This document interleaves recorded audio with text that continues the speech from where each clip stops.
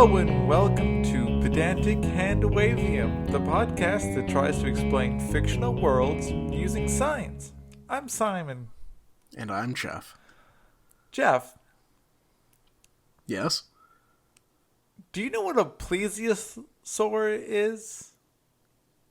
But, like, without the extra letters that you tried? I don't think. I think I had a break. But it's a plesiosaur. Or is that Right. Yeah, it's a plesiosaur. Okay, well, it ends in "saur," so it sounds like some sort of dinosaur.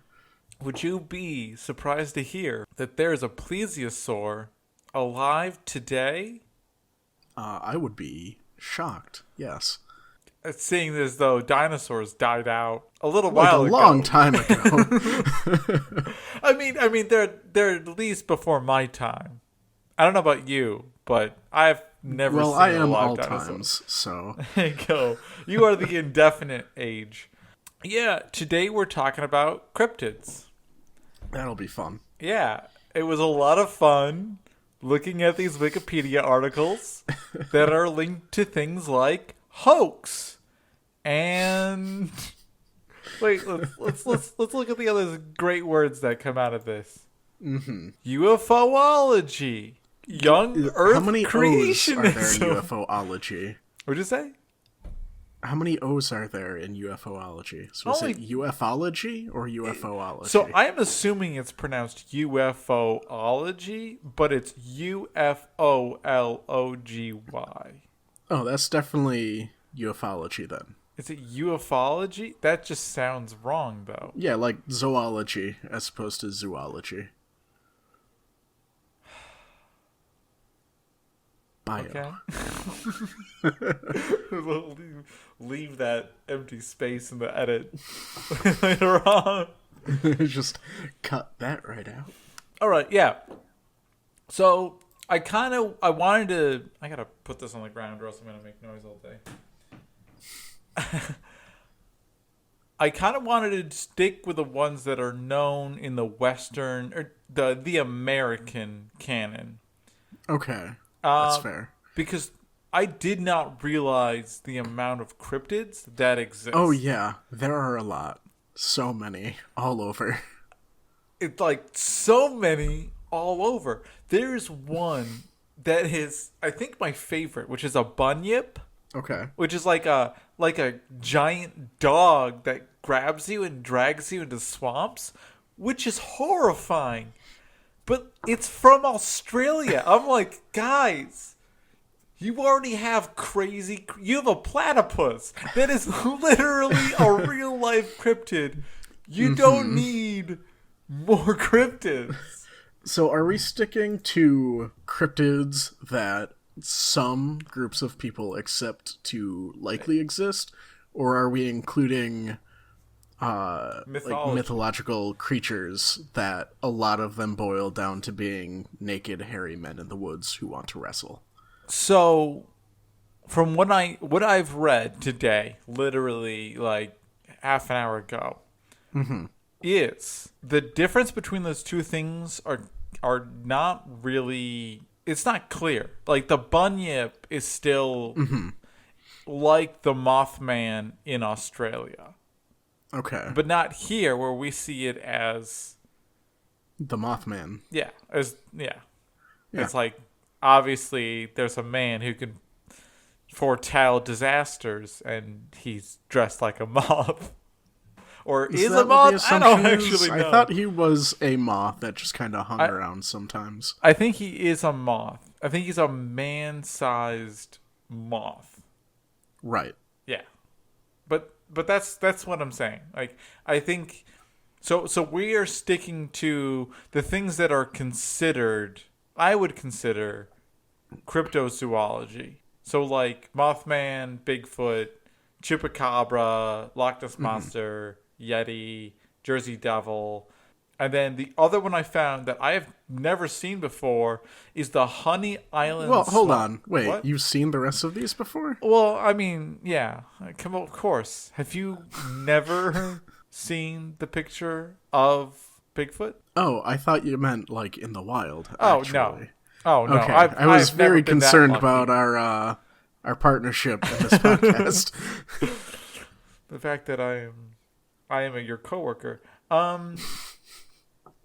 No, there was one we might include later. I don't know that much about it, but it looks really cool, and it makes Louisiana even more terrifying.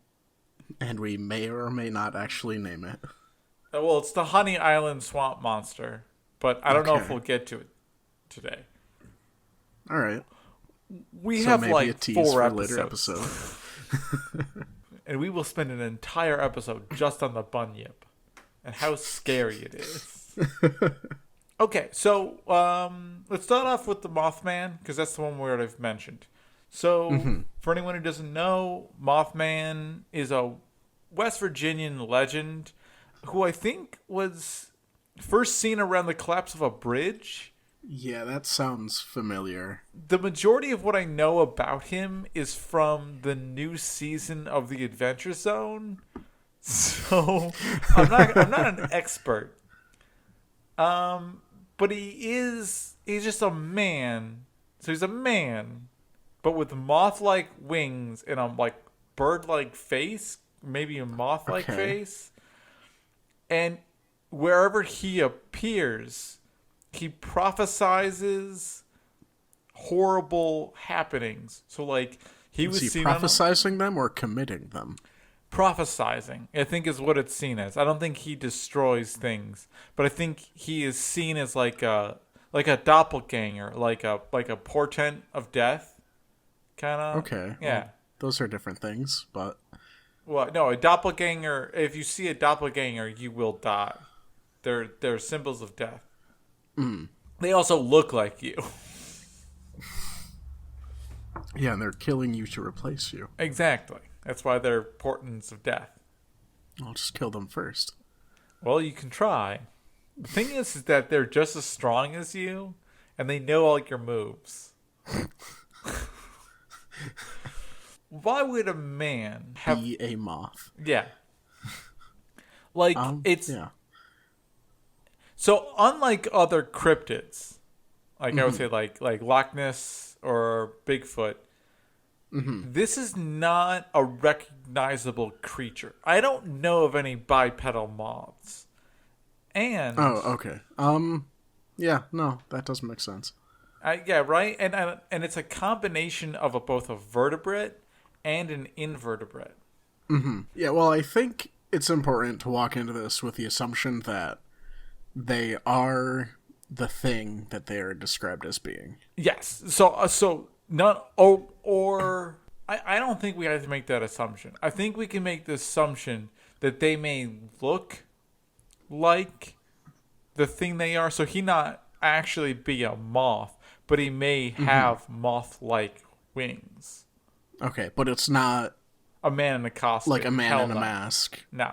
Right, okay. Absolutely not. That would be ridiculous. Who would do that? Monsters. That's who. People on the internet who don't listen to our podcast. Those people. All the vast majority of everybody. Yeah.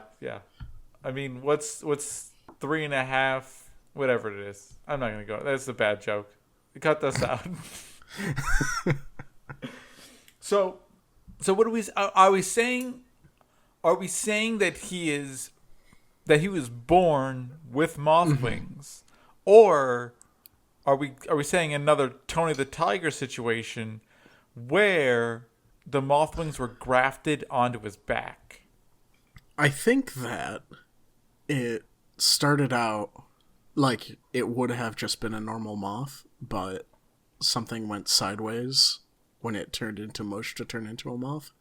So you're seeing Then got legs and a backbone. So you're saying like the movie The Fly with Jeff Goldblum, but instead of it being a man turning into a fly, It's a moth turning into a you man. know, Yes, that is exactly what I'm saying. and you're saying it happened during moths have metamorphosize, right? Yes. Metamorphosis? So you're saying during the metamorphosis of this particular moth, instead of turning from caterpillar to a moth, it got bones. Yes. Interesting. But does it need bones? Could you? No, I suppose it... Well, for how big it is, it would make sense that there's some structural components to it rather than just chitinous all around. But could it have, like bone is calcium. Could it have, like, keratin structures inside of it? Yeah, sure. They just be specialized. Similar to how bones like just are. as support rather than body. Yeah. That's okay. Okay. I can dig that. So we're going straight. He's an invertebrate. He's a bug. Yes. Do moths have 6 legs? Moths do have 6 legs and wings, I believe. Yes. So it's all together. They have 6 limbs. I think all told it would be 8. Okay, that's what I thought. So he loses 2 limbs. Mm-hmm. Because, I mean, he looks like a man. Yes, he looks like a man. Yeah. Let me zoom in on this picture. And the other question I have for you, this is perfect for you because it's a bug. Is this the different metamorphosis because he is genetically different, or is it like human or intelligent design intervention? Well, I mean, I'm not... Well, where did he first show up around? West Virginia. West Virginia. So you got plenty of crazy military stuff going on. Right. I mean, So I used to go to school some in a sort farm. of crossbreeding then, right? Or injecting people DNA into moth caterpillars. Moth larvae. You could do that. Yeah. Okay. So we're going to say that the Mothman is an escaped military experiment from West Virginia. Mm-hmm. How can he tell the future? Or is he not telling the future, but instead he's being hunted by the United States military, and That's what I was thinking. Yeah. Yeah. And so they, like, people see him where there happens to be collateral damage from hunting him. Yeah, that makes total sense. Because you would want to kill this guy. He is the next generation Super of trooper. humanity. Yeah. I mean, that sounds like a done deal. That's not tough at all. I do like the fact that we decided he's not actually a man. He's not human or a homo. Right. He's a moth. He is a moth. Wait, does this mean that he is the intelligence of a moth? So he's just running around wildly? Totally confused? I mean, that would track depending... I don't know if he'd necessarily be sapient. I like he just the knows idea. that he's being hunted, so he's leaving. Yeah, I like it because if you ever like try to catch a moth, they are slippery. They're not like slippery like flies. No, you just gotta shine a light at a bit of cloth. So maybe he's and then always you catch him. Maybe he's always trying to reach the sun, but he can't fly because he's human size. Because there's so much body for those wings to handle. Yeah. Moths aren't meant to hold up an entire human being. I like that. That's very true. Yeah. So the U.S. military is hunting down this escaped experiment. Experiment, but this escaped experiment doesn't have the concept that it's even being hunted. Really, it just is running in a direction, trying to find light. Yeah, it's just chasing. Yeah, sure. It's chasing the sun. What a great creature. I love this creature more now than I did. Yeah, we have our own headcanon. Yes, our headcanon is better than the actual myth. Let me lay this on you. Bigfoot. Right. Is it a prehistoric ape that has survived to modern day, or another escaped military experiment? That one I lean more towards prehistoric ape that just has evaded Capture. documentation. Okay, so you think there's several big feet? Yes. Oh, absolutely. For how long sightings have been, there has to be a population, a breeding population. That's true. We do have pretty frequent, And they're big everywhere, too. Yeah, that's true. And they always in forested areas, because that was going to be my next question was, do you think... Not even. Like, Big Feet and Yeti are the same, just one is adapted toward Arctic conditions, and the Bigfoot is adapted for forest. But I would say that they would be two different species. Maybe subspecies. I don't know if they'd be able to interbreed. I have not performed any of those experiments yet. You know what? I'm going to go on the record saying I'm going to go on the record and say I think Yetis and Big Feet can breed, but they have enough of a genetic distance that I don't think that they would create... Like, the offspring won't be viable? Yeah, viable offspring. Okay. Like, maybe they can... It's like a mule and a hinny. Mm-hmm. Rather than, like, Africanized bees. Yeah. That makes sense to me. I think that's the best difference between them. However, but they have to live in pretty small groups to not be seen. I mean, like, collections of, like, 25 humans have been seen... And categorized. In general. Yeah. Right. Like that's a large enough population for something to be noticed. Okay, so they would have to live in small enclaves with some sort of genetic exchange between communities. Yeah. Well, here's my idea. Mm-hmm. Wolverines have like 50-mile tracts of land. Like, they're huge. Range, yes. What if Big Feet have a similar tract of land? Like, just large ranges that they operate within? Oh, God. And so there's very few of them because they breed very rarely, but they just live for a long time. Like, they live for, like, tortoise, like 150 years. Yeah, that makes sense. And there isn't as much competition. They have their own established territories. Yeah. Yeah. So you don't see them striking out on their own to try to find new territory as often. Yeah. Yeah. Because they're never in competition. The only time they really strike out is to find a mate. Mm-hmm.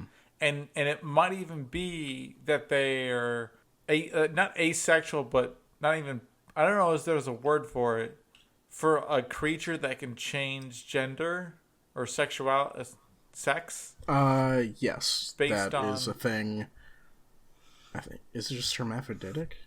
I think so. I think it is considered hermaphroditic, but it's mostly applied to like plants and worms. And fish. But what if this ape kind of de-evolved, lost the... Well, it isn't necessarily a de-evolution. Just like you can change depending on whatever inputs, like what gender they are. So it would kind of be as if humanity lost the Y chromosome, replaced it with an X, and then evolved a way of mating between what we would now call women. Mm-hmm. Yeah. Well, yeah. Yeah. I mean, that makes it is a tree. That's how a tree works. Trees work that way. Well, I mean, there's like fish that it's a community with a male and a bunch of female, and when that male dies, one fish becomes the next male.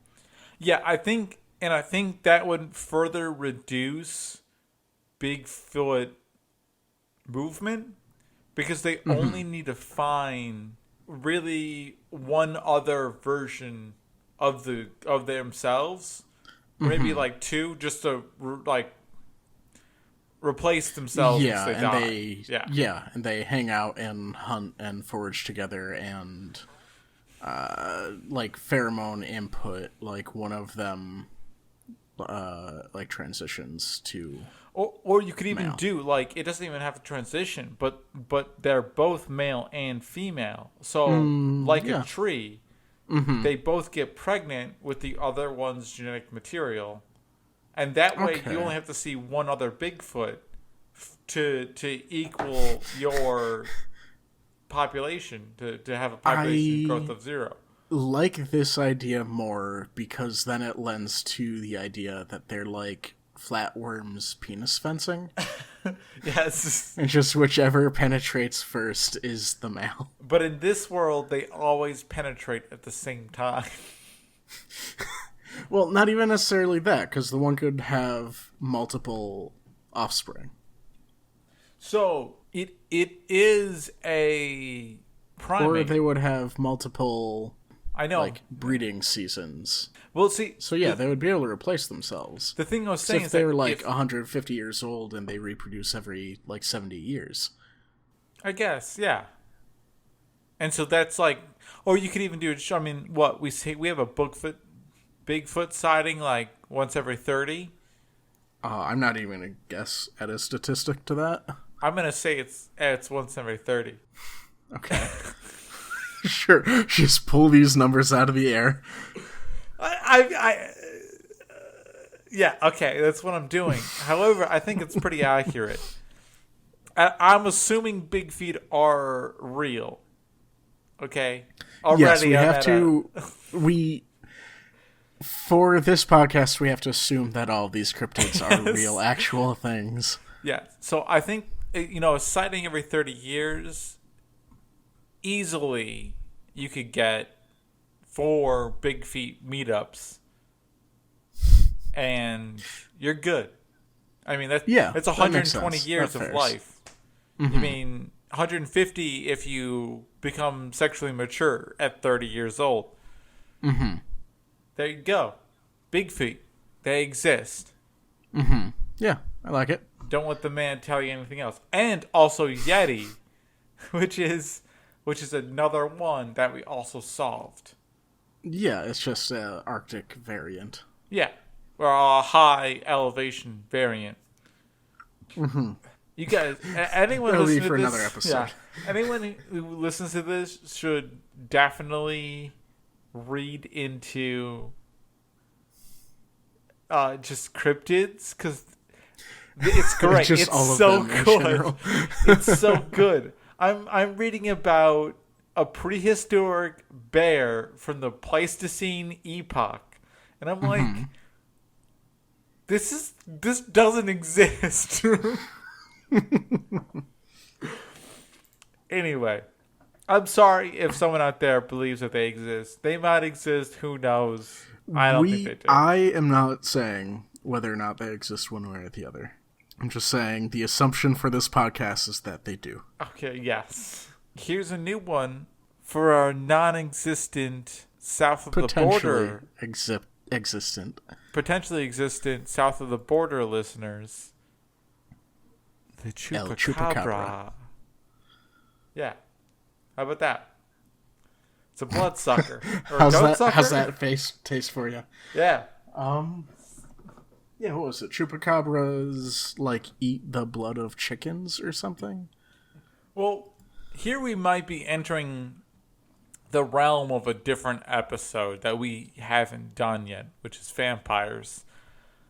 Mm-hmm. But do you think it would be possible to live off of the blood of another creature? Possibly. Do they necessarily exclusively exist on the blood of another creature? I think they do. They are like vampires. Yeah, let's see this. They just puncture and they drink blood, and then they go about their business. Right. Yeah, well, I'm looking at this illustration that I randomly clicked on online. And my initial thought is that they may have consumed blood meals for other nutrients that they may have been deficient on and otherwise ate, like vegetables. But all of these teeth are very pointed, so they are seemingly very carnivorous. I like that idea because if you think about it, if a creature had no ability to digest plant matter like cellulose, highly specialized to killing and eating other animals, Right. it could potentially become not so much vitamin deficient, but might become iron deficient. Right. Well, yeah, it could be deficient in so many things, really. It's not a good way to live. I mean, there are such a thing as carnivores in our world. And true. Well, I mean, let's see. Are there any vertebrates that exist purely on blood meals? Because I know there's plenty of insects that do. Yeah. Well, why do insects? Do you know? I don't know why they would only need blood meals. Because it seems like insects do it because it's a low cost way to get a high nutrient product. Like a mosquito doesn't need that much rip flesh off me by just sucking my blood. If it was like a bear, that would make sense that it could just rip me apart and eat me violently. I'm trying to think of something that blood has that other parts of my body don't. Well, it might not necessarily be something that the blood has that other parts don't, but it may not be able to digest like the meats like it needs. And that's not a bad like idea. That soft, like pure liquid diet.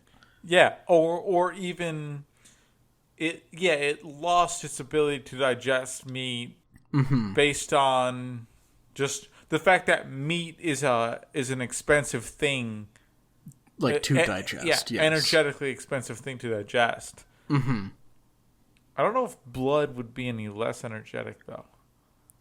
It might be. I mean, you wouldn't need the mechanical digestion. Like, That's you wouldn't need to chew or let your stomach, like, churn. So it would just be constantly taking in blood meals and then just burning through the nutrients. That makes sense. That's totally removing the mechanical part of digestion and just saying it's just straight chemical. It's a highly efficient digestive system you got there. Probably doesn't even poop. Probably just there wouldn't be much. Yeah, it's probably might like poop a bird. like a bird. Yeah. So the other thing I was toying with was if it didn't have lungs or gills, and it needed to digest oxygenated blood to get that good hemoglobin. You know, this stuff that keeps you alive. Are you suggesting that it does not respirate? It survives off the oxygenated blood of other creatures from the blood meals. That seems like it would be very difficult to maintain. It does. It could also be that it doesn't have like red blood cells, and therefore it doesn't make its own blood. And therefore it just uses the blood of whatever it finds. But it'd be interesting to see, to like work out a mechanism that would work through. It'd be tough. I like your idea better because it Which was that? Oh, that was omnivorous. Oh yeah, it was not that it was omnivorous, but that it sucked blood exclusively because it lacked mechanical digestion, so it needed a liquid diet, sustenance. Yeah. Yeah, that makes more sense. Like, looking at the picture, it does not look omnivorous at all. No, it doesn't. It has only very pointed teeth. Only so many pointed teeth. Highly specialized. I like that. That works, I think, well. Mm-hmm. I would like to say the Chupacabra has been seen in Maine. In, like, Maine, the state? Yes, in Maine, the state. So that is very far north from its, origins? Like, Central American origins. Yeah, it was first seen in Puerto Rico, and the further south it's been seen as Chile. Chile. You can tell which one of us is from the country. When were, rather, these reports, these sightings in Maine? In Maine? I don't actually know. The one in Puerto Rico was in 1995. Okay. Well, Puerto Rico is an island, also. Puerto Rico. Port Rich. Yeah, because if it's, like, later, I can see a Chupacabra accidentally finding its way into... like accidentally getting on a plane. Well, not a plane, but, like, a truck. And then Oh. going further north. Or even a cargo ship. That's how it found its way in Puerto Rico. Okay. So my thing was going to be a joke where, like, he was on a plane and people thought he was a human, and, like, he's, like, sitting there in the seat, and no, they tear off the like, wings of the plane like a gremlin. Well, That's what scared Bill Shatner so much. I had the image of, like, the stewardess coming up and being like, "Would you like something to drink?" And the Chupacabra... And it just, like, hisses at them. And goes, "We don't have any of that, sir," and continues walking. But I also valid, I suppose. I mean, like, I can see that in Airplane. Like, I wish that was a scene in Airplane. No, I think it's definitely the monster from the Bill Shatner episode of Twilight Zone. Those things are creepy, by the way. I really don't like them. What, Chupacabras? Yeah, no, I've just been staring at one full screen. It's terrifying. No, the creatures from the Bill Shatner Airplane Twilight Zone episode. Oh, yeah. Oh, yeah, no. they're creepy. We need to do Twilight Zone next. Well, And then, dude, it's like, obvious. Forever. It's literally, we can't do the Twilight Zone because it's in the beginning of the Twilight Zone. We are entering the Twilight Zone. Like, that's the solution. Fair. You're in the Twilight Zone. Come on, get your head out of change my notes. No, it's firmly placed in there, sir. It is lodged. It is like a keystone in an arch. I have tried. The rest of the just fell apart. They have become one by having.